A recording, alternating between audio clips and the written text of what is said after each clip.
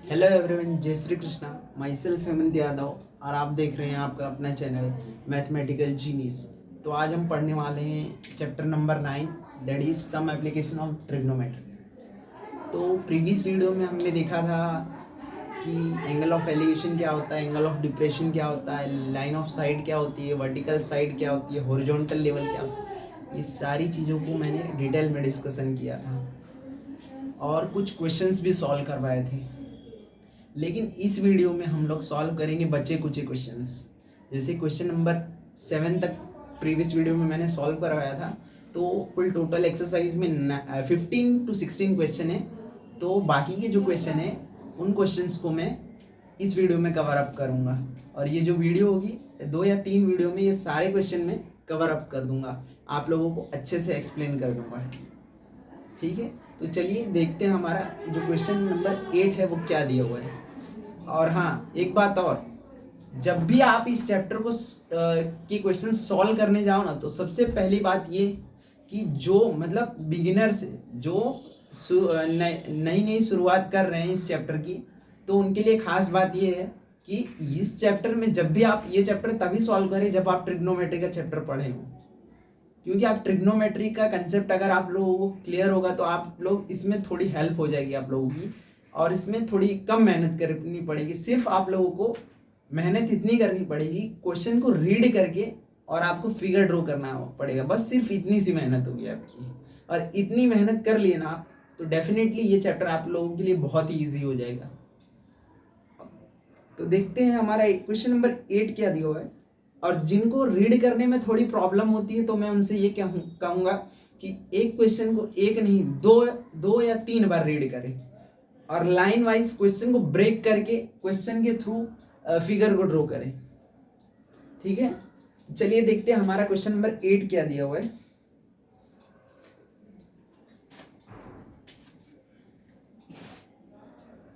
Question number 8 हमारा दिया हुआ है, A statue 1.6 meter tall stand on the top of a pedestal। कोई पेडेस्टल दिया हुआ है, जैसे कि मैं क्वेश्चन को यहाँ पे ब्रेक किया हूँ। कोई पेडेस्टल दिया हुआ है, ठीक है, यहाँ पर इसके ऊपर एक स्टैंड्स मतलब एक खड़ी है एक स्टेच्यू। ये कोई स्टेच्यू खड़ी है जिसकी हाइट कितनी है स्टेच्यू की, 1.6 मीटर दी हुई है।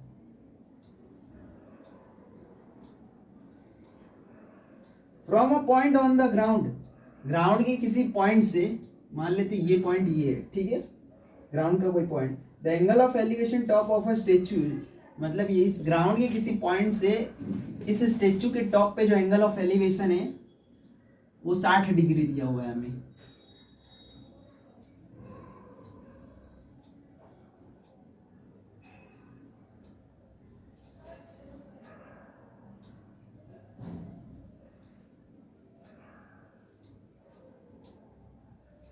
ठीक है ना, and from the same point, इसी पॉइंट से the angle of elevation top of the pedestal, pedestal का टॉप ये है, इसी पॉइंट से जो एंगल ऑफ एलिवेशन है वो कितना दिया हुआ है, ड्रॉ कर लेते हैं।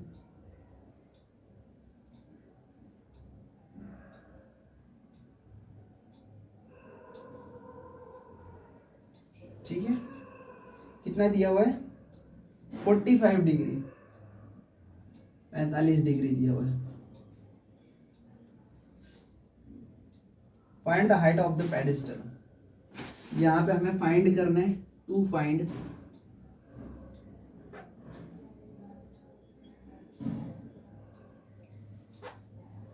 द हाइट ऑफ द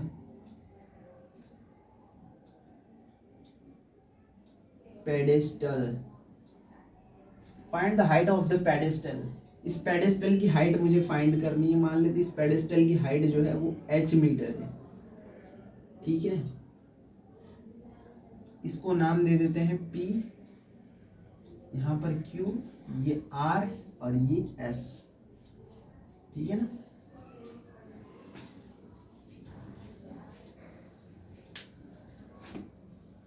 एक बात और, ये जो क्वेश्चन मैं सॉल्व करा रहा हूं इसमें मैं आप लोगों के लिए गिवन डेटा नहीं लिखूंगा।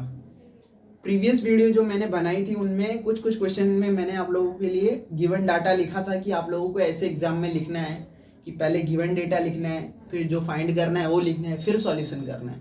लेकिन इस वीडियो में सारे क्वेश्चन में मैं गिवन डेटा नहीं लिख रहा हूँ, क्योंकि अगर मैं सारे क्वेश्चन में गिवन डेटा डिटेल लिखूंगा पूरा तो वीडियो काफ़ी लंबी बन जाएगी। तो इस वजह से मैं गिवन डेटा नहीं, सिर्फ टू फाइंड, जो फाइंड करना है वो और सीधा सॉल्यूशन कर रहा हूँ। आप लोग गिवन डेटा अपने हिसाब से लिख लेना कि कौन से साइड क्या दी हुई है, कौन से साइड का क्या मतलब एंगल ऑफ एलिवेशन है या फिर एंगल ऑफ डिप्रेशन है, जो भी हो आप लोग लिख लेना है गिवन डाटा में। मैं यहाँ पे सीधे सॉल्यूशन पे देखता हूँ, फोकस करता हूँ। तो सॉल्यूशन हमें क्या करना है, मुझे इसकी हाइट फाइंड करनी है, ठीक है ना। तो मैं एक काम करता हूँ, इन ट्राइंगल QRS ट्राइंगल के अंदर, अब मुझे दोनों ट्राइंगल के अंदर एक साइड कॉमन दिख रही है, दैट इज SR, वो है SR, ठीक है ना। अगर मैं ये साइड कॉमन है तो परपेंडिकुलर और बेस का रिलेशन हमें फाइंड करना होगा। मुझे ये फाइंड करूंगा, ये दोनों के बीच का रिलेशन मुझे निकालना होगा, क्योंकि ये दोनों के बीच का रिलेशन इसलिए नहीं निकाल सकते क्योंकि यहाँ पे दोनों ट्राइंगल की हाइपोटेनियस है जो वो वेरी कर रही है, मतलब इसकी कुछ और है हाइपोटेनियस, इसकी कुछ और है। तो इसलिए ऐसा साइड हमें चुनना होगा कि जो मतलब दोनों के लिए कॉमन हो। तो दोनों ट्राइंगल के लिए ये साइड कॉमन है हमारी, तो इस वजह से मैं क्या करूँगा, बेस को चुना हूँ। बेस और परपेंडिकुलर का रिलेशन मैं फाइंड करूँगा। और बेस और परपेंडिकुलर का रिलेशन हमें किसमें देखने को मिलता है, टेन थीटा और कॉट थीटा में देखने को मिलता है। तो मैं यहाँ पर यूज कर रहा हूँ टेन थीटा, लेकिन आप लोग यूज कर सकते हो कॉट थीटा। तो मैं यहाँ पे यूज किया टेन थीटा बराबर परपेंडिकुलर अपॉन बेस। परपेंडिकुलर कितना दिया हुआ है, H, बेस SR।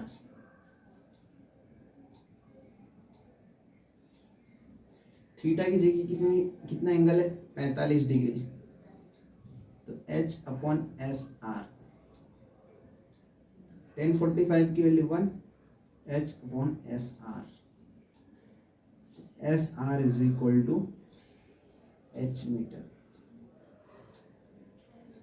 ये यूनिट लिखा हुआ, ये H मीटर लिखा हुआ है। SR की वैल्यू मुझे क्या मिल गई, H मीटर। अब इसी का यूज मैं करूंगा अभी। तो यहाँ पर बेसिकली ये सॉल्यूशन अब मैं यहाँ पे थोड़ा सॉल्व करता हूँ।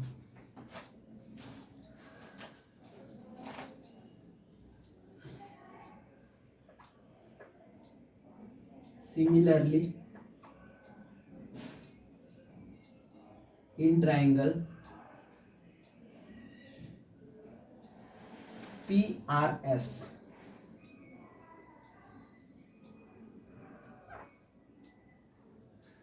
टेन थीटा इसी का यूज करूंगा, परपेंडिकुलर अपॉन बेस। इधर परपेंडिकुलर क्या दिया हुआ है, PR अपॉन बेस SR।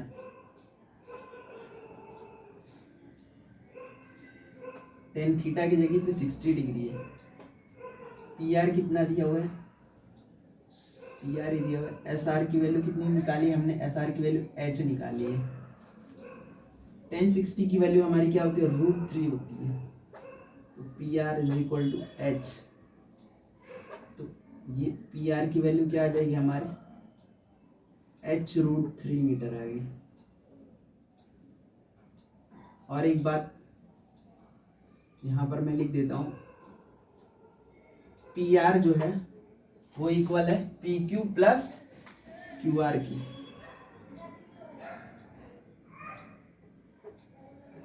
ये इसके इक्वल है। इसको मैं इक्वेशन फर्स्ट बोल देता हूँ, इसको इक्वेशन में सेकंड बोल देता हूँ। अब मुझे ये फाइंड करना है। अब मुझे दिया क्या हुआ है, SR दिया हुआ है और PR मैंने निकाला H √3 और PR किसके इक्वल है, PQ प्लस QR के इक्वल है, ठीक है ना। तो मैं क्या करूँगा, PR की जगह पे मैं H √3, ये PR दिया हुआ ना, PR की जगह पे मैं H √3 लिख देता हूँ, ठीक है। इसी का यूज कर रहा हूँ मैं। PQ क्या दिया हुआ है, PQ की लेंथ हमें 1.6 मीटर दी हुई है। क्यू आर कितना दिया हुआ है, क्यू आर हमें नहीं दिया हुआ है। एच बेसिकली एच हाइट हमने मानी है, जो इसको एच बोल देता हूँ, ठीक है ना। तो इसको एच को मैं इस साइड ले लेता हूँ, एच √3 माइनस के एच बराबर 1.6, इसमें से एच कॉमन ले लिया तो √3 माइनस 1 इज इक्वल टू 1.6। तो ये पूरा टर्म डिनोमिनेटर के अंदर चले जाएगा, तो 1.6 अपॉन अंडर रूट के अंदर 3 माइनस 1। अब जब भी डिनोमिनेटर के अंदर ऐसी कोई रूट वाली क्वांटिटी दिखे तो हमें क्या करना होगा, रैशनलाइजेशन करना होगा विथ अपोजिट साइन। जैसे कि यहाँ पे माइनस साइन है तो यहाँ पे प्लस साइन से ऊपर नीचे मल्टीप्लाई करना होगा। कैसे देखते हैं, यहाँ पे √3 में यहाँ पे माइनस है तो यहाँ पे प्लस लगा देना है, वही चीज नहीं, ये जो चीज ऊपर लिखी यही चीज हमें नीचे लिख देना है। h बराबर 1.6 √3 + 1। अब a minus b a plus b, यहाँ पे आइडेंटिटी में एक्सप्लेन कर दे रहा हूँ, जो आइडेंटिटी लग रही मैं लिखते जा रहा हूँ, is a plus b a minus b किसके बराबर होता है, a² माइनस b² के, ठीक है ना। हाँ तो a minus b a plus b बात वही है, तो a² माइनस b² यानी √3 का स्क्वायर माइनस 1 का स्क्वायर।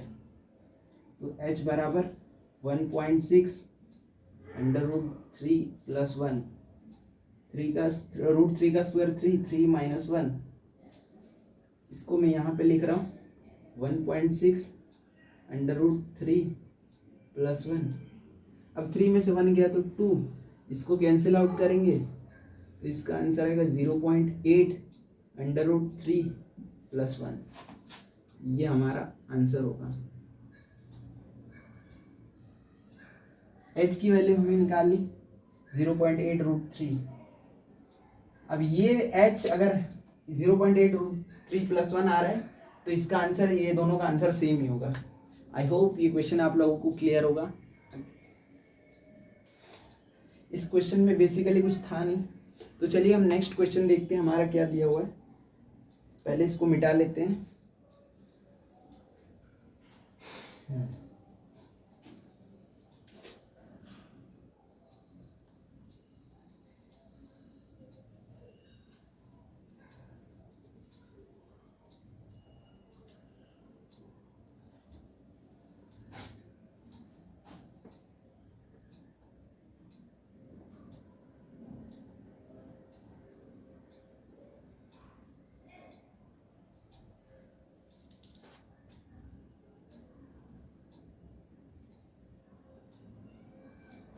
क्वेश्चन नंबर 9 देखते हैं हमारा क्या दिया हुआ है।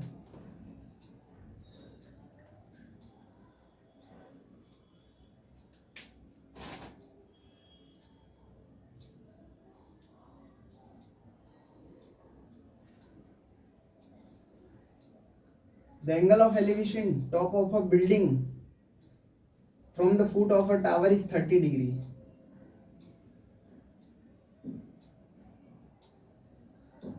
The angle of elevation top of a building, कोई बिल्डिंग की टॉप से, एक मिनट, ये कोई ग्राउंड है, ठीक है। The angle of elevation top of a building, ये कोई बिल्डिंग है, बिल्डिंग की टॉप से एंगल ऑफ एलिवेशन हो गया, मतलब ऐसा जाएगा, ठीक है ना। Top of a building from the foot of the tower, कोई यहाँ पे टावर है, फिगर कितनी गंदी बन जा रही है।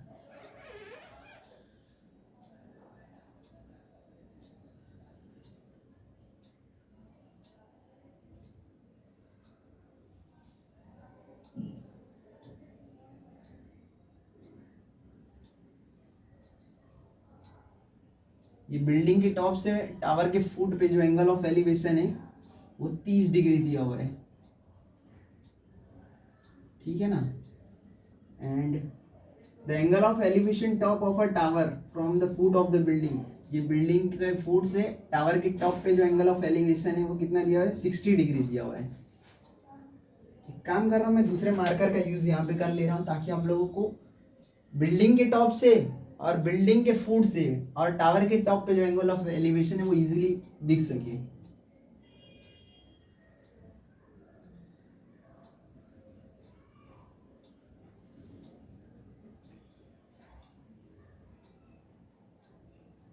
ताकि चीजें अच्छे से समझ में आ सके। ये 30 डिग्री है तो ये 60 डिग्री हो जाएगा।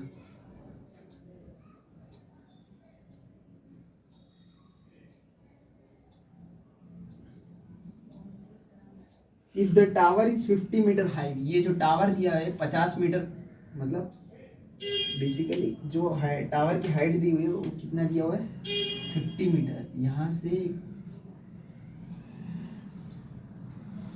50 metre,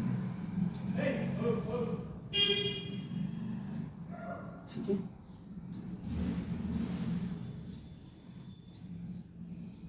find the height of the building.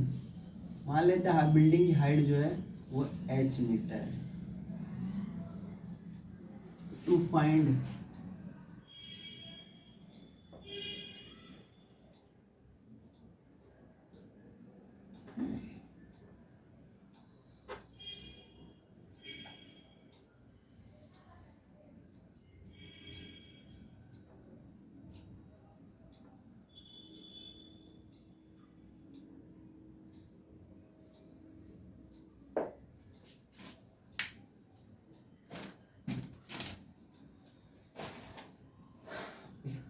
को नाम नहीं दिया, फिर नाम देना पड़ेगा। P Q R और ये S। यहाँ पर मैं सॉल्यूशन करने जा रहा हूँ।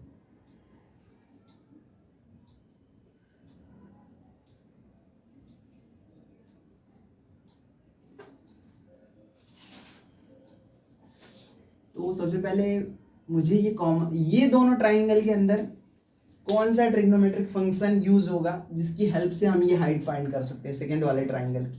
बेसिकली लॉजिक हमें ये लगाना है, ये साइड दिया हुआ है, ठीक है। इस ट्राइंगल का अगर ये बेस निकाल ले तो मैं इजीली इस बेस की वजह से इस ट्राइंगल का यूज करके ये मतलब हाइट निकाल सकता हूँ।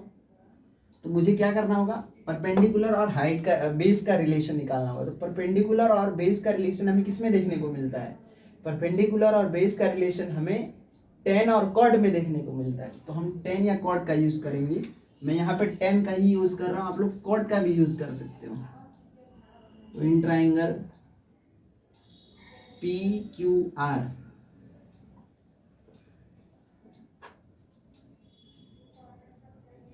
टेन थीटा बराबर परपेंडिकुलर अपॉन बेस। यहाँ पे परपेंडिकुलर कितना दिया हुआ है 50 मीटर दिया हुआ है, बेस कितना दिया हुआ है क्यू आर दिया हुआ है। तो टेन थीटा की जगह पे फर्स्ट वाले ट्राइंगल में एंगल कितना दिया हुआ है, एंगल ऑफ एलिवेशन 60 डिग्री दिया हुआ है। ये 50 अपॉन क्यू आर, टेन 60 की वैल्यू क्या होती है √3 होती है। ट्रिग्नोमेट्री से सिर्फ इतना यूज है, ये एक ट्रिग्नोमेट्रिक रेशियो वाले फॉर्मूले यूज हो रहे हैं और दूसरा टेबल यूज हो रहा है, बाकी कुछ नहीं यूज हो रहा है। इसलिए मैं आप लोगों को कहा था कि सबसे पहले ये जो चैप्टर पढ़ने से पहले आप लोगों को ट्रिग्नोमेट्री पढ़ लेना, उसके बाद ये चैप्टर पढ़ना। अब क्यू आर मुझे निकालना है। क्यू आर तो ये लेंथ है, क्यू आर को मैं एक साइड पे ले लेता हूँ। ये 50 है, √3 नीचे आ जाएगा।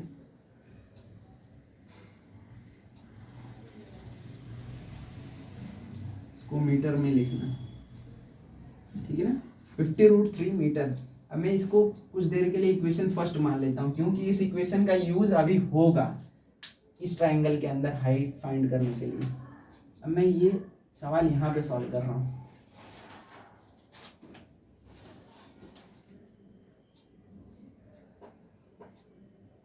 Similarly in triangle SRQ, SR और Q, इसके अंदर भी हमें बेस तो निकाल लिया, R³ हमने निकाला 50 अपॉन √3। अब मुझे हाइट निकालनी है, तो हाइट निकालने के लिए मैं टेन थीटा का ही यूज करूंगा। तो टेन थीटा होता है हमारा परपेंडिकुलर अपॉन बेस। परपेंडिकुलर क्या है, हमने h माना है, बेस क्या है 50/√3, यहाँ पे 10। सेकेंड वाले ट्राइंगल के अंदर एंगल ऑफ एलिवेशन कितना दिया है, 30 डिग्री दिया हुआ है। तो h√3/50, 10 30 की वैल्यू 1/√3 होती है। h√3/50 मुझे हाइट फाइंड करनी है, तो मैं क्या करूँगा, 50 को इधर ले लेता हूँ, 50/√3। अब ये √3 जो है वो नीचे आ जाएगा, इधर h आजाद पंछी की तरह एक साइड पे बैठा रहेगा। तो h बराबर 50 और √3 जब भी कोई क्वांटिटी रूट के अंदर, सेम क्वांटिटी रूट के अंदर जब मल्टीप्लाई होती है ना, तो वो सिंगल हो जाती है। हम इसको कैंसिल आउट करेंगे तो 16.66 मीटर आंसर आएगा। यही हमारा आंसर है, यही फाइंड करना था। हाइट हमें क्या मिली, हाइट हमें मिल गई 16.66 मीटर। 66 मीटर को 67 भी लिख सकते हो, 16.67 मीटर। आई होप ये क्वेश्चन भी आप लोगों को समझ में आया होगा। बहुत ही इजी वे में आप लोगों को मैंने एक्सप्लेन किया है, एक एक चीज़ों को एक्सप्लेन किया है। अब चलिए देखते हैं हमारा क्वेश्चन नंबर, ये एक मिनट, 8 था 9, हाँ 10th नंबर के क्वेश्चन को देख लेते हैं, हमारा क्या दिया हुआ है।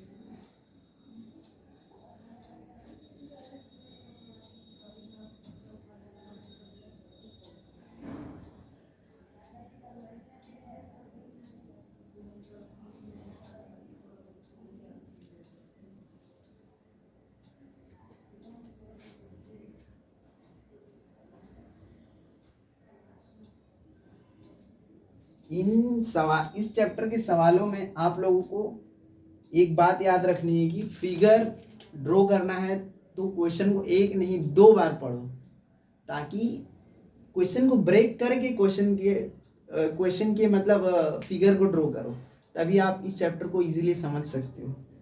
जैसे कि क्वेश्चन नंबर हमारा 10th क्या दिया हुआ है, 10th नंबर का क्वेश्चन दिया हुआ है, 2 poles of equal height are standing opposite to each other on either side of a road which is 80 meter wide। कोई 80 मीटर चौड़ा रोड है, ठीक है ना, ये 80 मीटर चौड़ा रोड है। यहाँ पर 2 इक्वल हाइट के पोल खड़े हैं आमने सामने, ठीक है ना।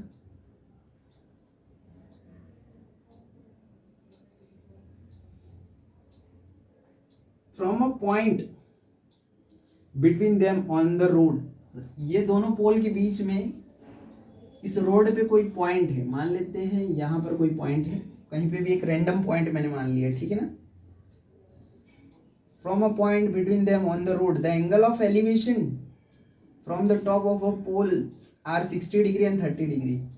ये दोनों पोल का जो एंगल, ये दोनों पोल के टॉप पे जो एंगल ऑफ एलिवेशन है इस पॉइंट से 60 डिग्री और 30 डिग्री है, यही दिया है ना, हाँ 60 और 30 दिया हुआ है। तो जिसका एंगल ज़्यादा है यहाँ पर मैं मान लेता हूँ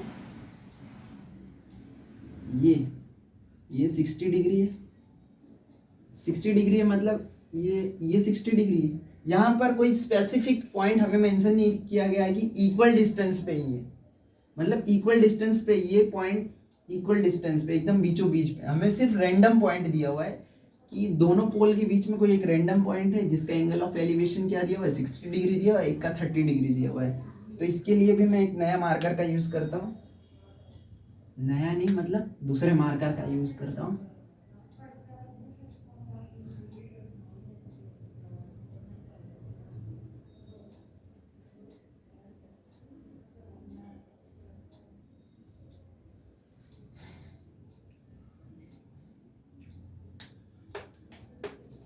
इसका एंगल ऑफ एलिवेशन हमें कितना दिया हुआ है, 30 डिग्री दिया हुआ है।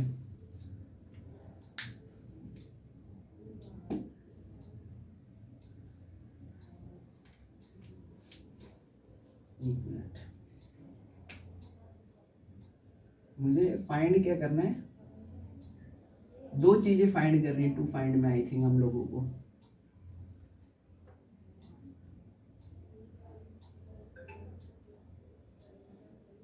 पहला find the height of the pole, पहले हमें दोनों पोल की हाइट फाइंड करनी है।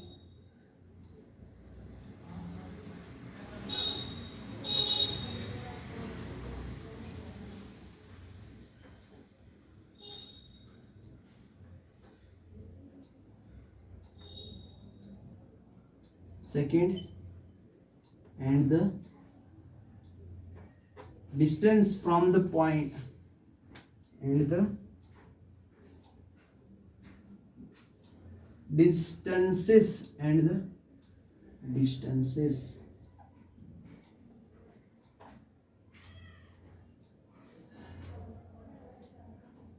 of the point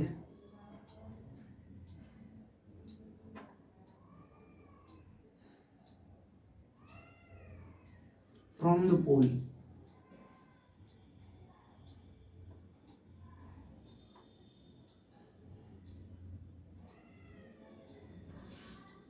ये दो चीज मुझे फाइंड करनी, ठीक है ना। हाँ ठीक है, इसका नामकरण कर देते हैं एक बार नीले मार्कर से, P Q R S T, ठीक है। अब मैं सॉल्यूशन पे डायरेक्ट आता हूँ, ठीक है। अब ये जो रोड दिया हुआ है वो 80 मीटर चौड़ा है। अब मुझे पोल की हाइट भी फाइंड करनी है, और दोनों पोल जो है वो इक्वल हाइट के हैं, और दोनों मतलब रोड के आमने सामने खड़े हैं, ठीक है ना। मान लेते हैं ये जो डिस्टेंस है पॉइंट का, ये इस पोल का, वो मान लेते हैं x मीटर है, या फिर इधर मान लेते हैं ये x मीटर है। अगर ये x मीटर है और ये पूरा 80 मीटर है, तो 80 में से अगर मैं इतना माइनस कर दूं तो मुझे ये मिल जाएगा। तो ये डिस्टेंस क्या होगा हमारा, 80 माइनस x, ठीक है ना, ये होगा हमारा। अब मुझे इस पोल की हाइट फाइंड करनी है, तो हम सबसे पहले फर्स्ट वाला ट्राइंगल लेते हैं, इन ट्राइंगल, या फिर ऐसे लिखते हैं according to question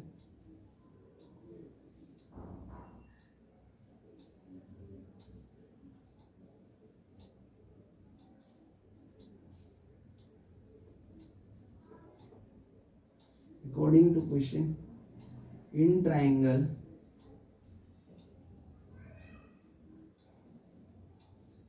P Q और R, P Q R में टेन थीटा क्या होगा हमारा, परपेंडिकुलर अपॉन बेस होगा।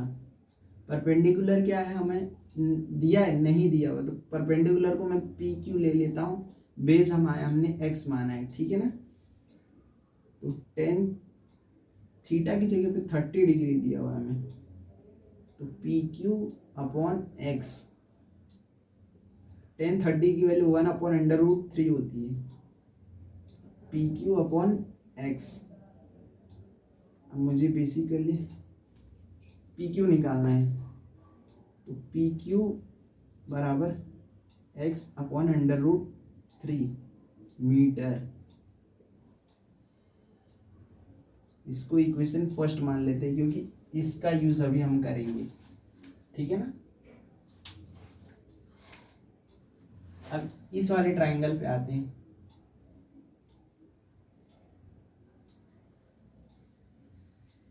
एक मिनट, मार्कर काफी डिम चल रहा है। सिमिलरली इन ट्राइंगल TSR के अंदर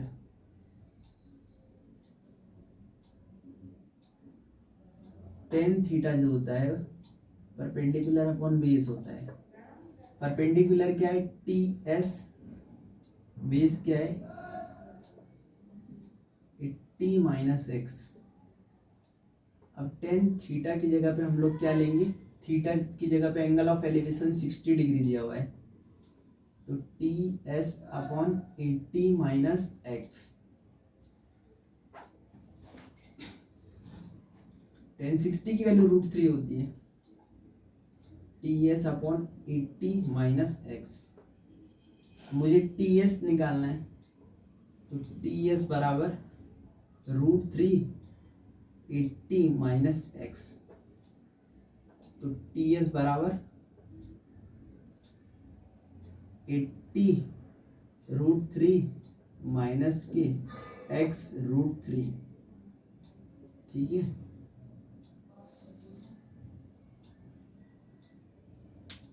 अब यहाँ पे भी x वाला टर्म है, यहाँ पे भी x वाला टर्म है, तो मैं क्या करूँगा, इसको इक्वेशन 2 बोल देता हूँ। ठीक है ना। अब ये दोनों इक्वेशन का आपस में अगर कंपैरिजन करूं मैं, तो मुझे यहाँ से x की वैल्यू मिल जाएगी। ठीक है ना। तो यहाँ पे क्या करता हूँ मैं, now comparing, now equate the equation first and second. तो 80 √3 माइनस x √3 बराबर x अपॉन अंडर √3।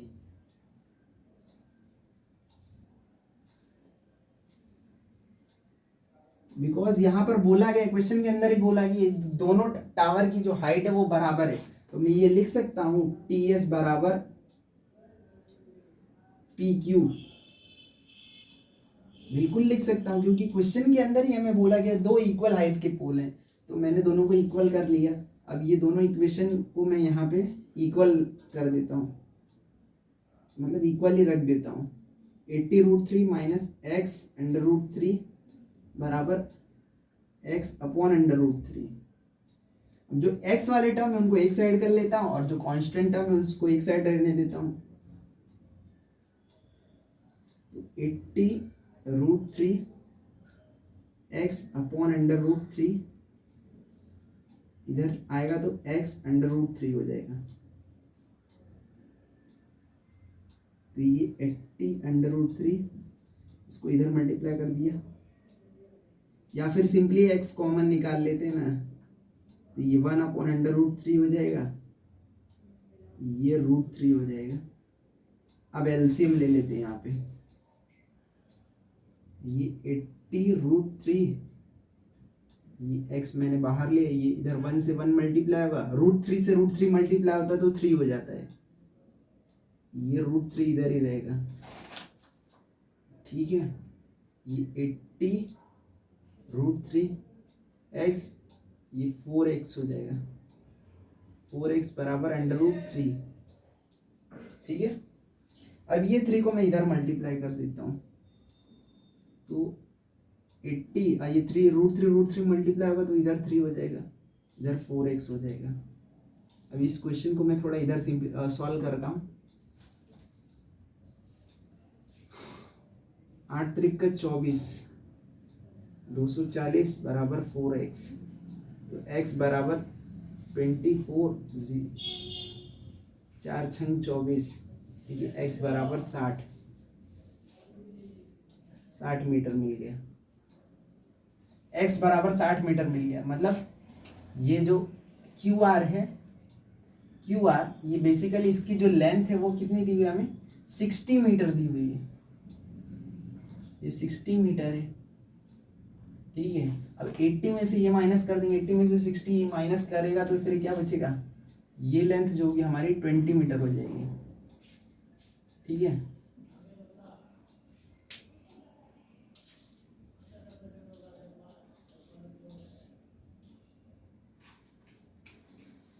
अब मुझे PQ निकालना था, अब ये वैल्यू उठा के इसमें रख देता हूँ, इक्वेशन फर्स्ट में x की वैल्यू उठा के रख देता हूँ।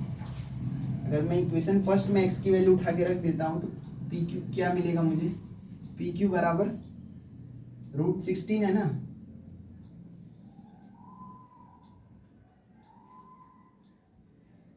√3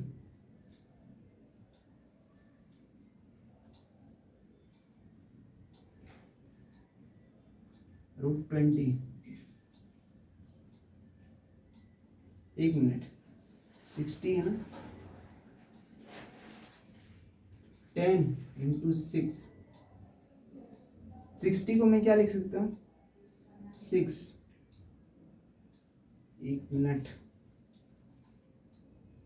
x की वैल्यू 60 इधर डायरेक्ट पुट कर देता हूँ, 60 अपॉन √3। अब डिनोमिनेटर में रूट हटा देता हूँ यहाँ से, √3 मल्टीप्लाई करके, तो पी क्यू बराबर 60 √3 मल्टीप्लाई होगा तो 3 हो जाएगा, इधर से इसको उड़ा देंगे तो P Q is equal to 20√3 metre. ये हमारा आंसर होगा। ज़्यादा इसको आई होप ये क्वेश्चन भी आप लोगों को समझ में आया होगा। मैंने अपनी तरफ से पूरी कोशिश की है आप लोगों को समझ में आए, लेकिन अगर आप लोगों को नहीं समझ में आता है तो आप लोग एक बार इस वीडियो को फिर से देखिएगा, मतलब रिज्यूम करके फिर से एक बार इसको देखना पीछे करके। इसमें कुछ था नहीं, बेसिकली हमें ये दोनों पोल की हाइट फाइंड करनी थी। अगर दोनों पोल की हाइट अगर सेम है तो ये 20√3 है, ये 20√3 है तो ये भी 20√3 होगा। अब बेसिकली हमें दूसरा सवाल क्या पूछा था, find the distance of the point from the pole. इस पॉइंट से दोनों पोल का डिस्टेंस कितना है हमें वो फाइंड करना था। तो मैंने क्या किया, यहाँ पर इस ट्राइंगल का यूज करके बेसिकली ये जो मेथड हम अप्लाई कर रहे थे ट्राइंगल में वही अप्लाई किया मैंने। पी क्यू निकाल दी इसका x अपॉन √3, इस ट्राइंगल में से मैंने ये टी एस निकाल दिया। टी एस क्या निकाला, 80√3 माइनस x√3 निकाल दिया। और क्वेश्चन के अंदर ही हमें ये क्वेश्चन में बोला है कि दोनों ट्राइंगल की जो हाइट है ना वो सेम है। तो मैंने क्या किया, नाउ इक्वेट मैंने दोनों क्वेश्चन को, इक्वेशन को मैंने दोनों को इक्वेट कर दिया। तो इक्वेट करने पे जो हमारा आंसर आया, मैंने x की वैल्यू यहाँ से निकाल ली 60 मीटर, सिंप्लीफाई किया बेसिकली, इसमें कुछ था नहीं। और यहाँ पर जो मैंने इक्वेशन फर्स्ट माना था ना, आप चाहो तो ये वैल्यू उठा के इसमें भी पुट कर सकते हो, या फिर ये वैल्यू उठा के इसमें पुट कर दो। दोनों में से, दोनों इक्वेशन में से किसी में भी पुट करोगे तो आपका जो आंसर आएगा 20√3 ही आएगा। आई होप ये क्वेश्चन आप लोगों को क्लियर होगा। और इस वीडियो में सारे क्वेश्चन आप लोगों को अच्छे से समझ में आए होंगे, तो वीडियो लंबी ना बने इसलिए मैं इस वीडियो को यहीं पे थोड़ा मतलब एंड करता हूँ। नेक्स्ट वीडियो हमारी जो होगी उसमें और क्वेश्चन मैं आप लोगों को कवर अप करा रहा हूँ। तब तक के लिए थैंक यू सो मच। अगर आप लोगों को वीडियो अच्छा लगा हो तो प्लीज़ लाइक करिएगा और मेरे चैनल को सब्सक्राइब करिएगा। Thank you for watching, till then bye bye, and पढ़ते रहिए और मचाते रहिए।